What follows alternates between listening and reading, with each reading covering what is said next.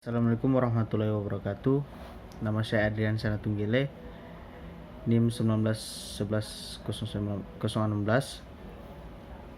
Prodi Awal Sesi 3A. Saya akan memberi tanggapan tentang dualisme hukum agraria.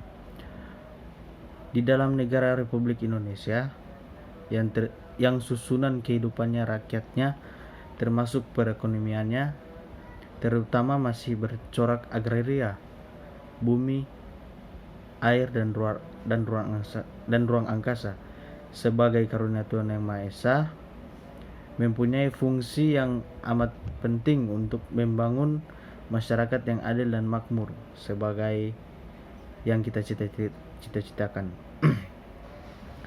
Dalam pada itu, hukum agraria yang berlaku sekarang ini yang seharusnya merupakan salah satu alat penting untuk membangun masyarakat yang adil dan makmur tersebut, ternyata bahkan sebaliknya dalam banyak hal justru merupakan penghambat daripada tercapainya cita-cita di atas. Karena ada 3 penyebab.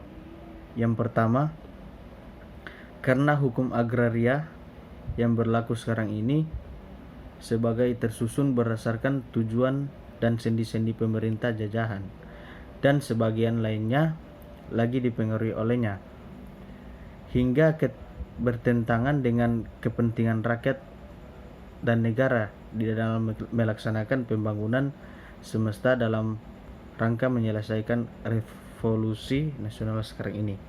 Yang kedua, karena akibat dari politik hukum pemerintah jajahan itu, hukum agraria tersebut mempunyai sifat dualisme, yaitu dengan berlakunya peraturan-peraturan dari hukum adat di samping peraturan-peraturan dari dan didasarkan atas hukum barat.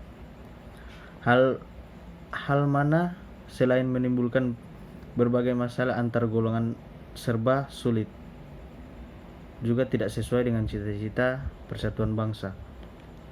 Nah, yang terakhir itu karena bagi rakyat asli, hukum agraria penjajahan itu tidak menjamin kepastian hukum. Jadi yang ketiga, karena bagi masyarakat asli, hukum agraria itu tidak menjamin kepastian hukum. Berhubung dengan itu, maka perlu adanya hukum agraria baru yang nasional yang akan mengganti hukum yang berlaku sekarang ini, yang tidak lagi bersifat dualisme, yang sederhana dan menjamin kepastian hukum bagi seluruh rakyat Indonesia. Ya, mungkin itu tanggapan dari saya.